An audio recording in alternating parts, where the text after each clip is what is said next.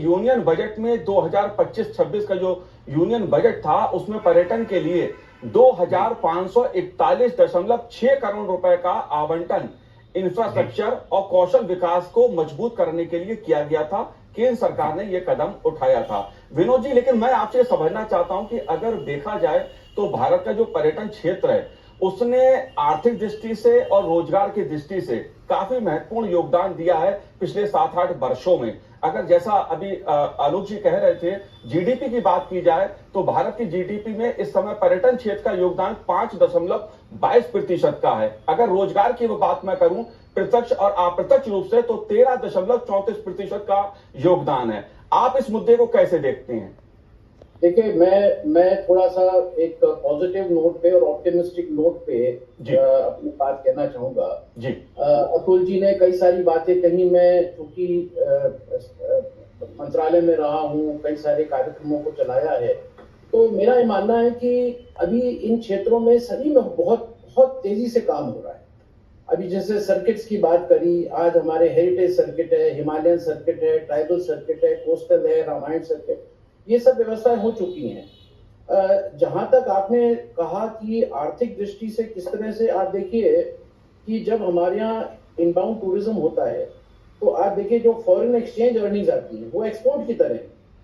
आज अगर भारत को विदेशी मुद्रा चाहिए तो टूरिज्म, पर्यटन से अच्छा कोई दूसरा सोर्स नहीं है जिसमें आपको अपनी तरफ से कोई इन्वेस्टमेंट, विनियोजन नहीं करना पड़ता, लेकिन आपके पास विदेशी मुद्रा आती है। और इस दिशा में भले ही कुछ सालों में, पहले कोविड की वजह से, अब थोड़ा जियोपॉलिटिकल ऑर्डर थोड़ा सा जो है चेंज हो रहा है, उसकी वजह से इनबाउंड टूरिज्म में इतनी शार्प वृद्धि नहीं हो रही जितनी कि डोमेस्टिक टूरिज्म में हो रही है।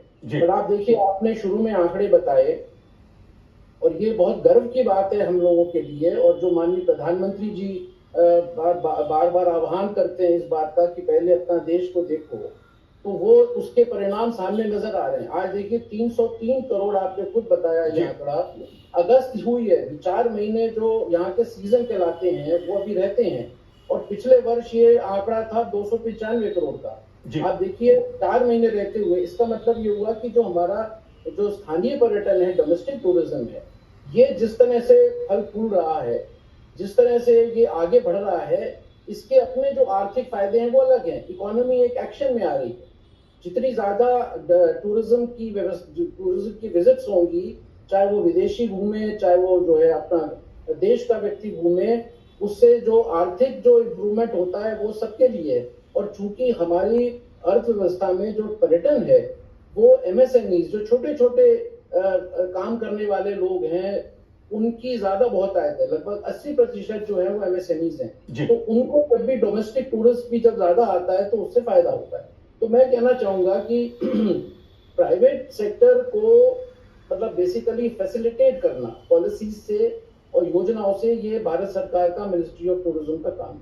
अभी हाल ही में देखिए बड़े अच्छे प्रोजेक्ट्स निकाले। स्वदेश दर्शन तो 2014 से चल रहा है, अब स्वदेश दर्शन 2.0 आया है चैलेंज बेस्ड मॉडल पे, और अब एक और शासकीय करके आया। आपने राज्य सरकारों की बात करी, पर्यटन मंत्रालय और भारत सरकार ने ये जो योजना बनाई है शासकीय वाली, इसका बेसिकली आधे वो उद्देश्य ये है कि हम किस तरह से राज्य सरकारों को इंटरेस्ट फ्री लोन दें, और ये 50 साल में रिटर्न होगा। तो उसकी परफॉर्मेंस भी बड़ी अच्छी रही है, और पिछले दिनों में करीब 40 प्रोजेक्ट जो है वो 23 राज्यों को दिए गए।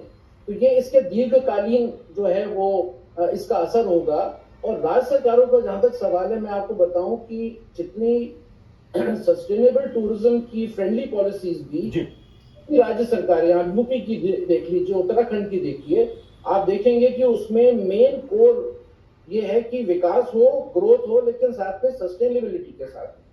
तो जो भारत वर्ष में जो एक इनिशियल पॉलिसी भी 2022 की ड्राफ्ट बनी थी, उसमें यह था कि भारत का पर्यटन बढ़ना चाहिए, लेकिन साथ में सस्टेनेबल टूरिज्म और रिस्पॉन्सिबल टूरिज्म के साथ। और मैं समझता हूँ इस दिशा में हम लोग काफी आगे बढ़ रहे हैं।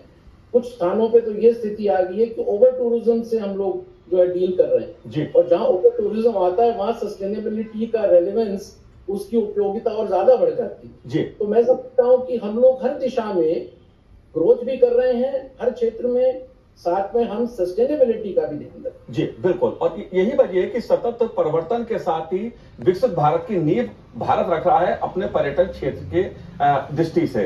राजीव जी, मैं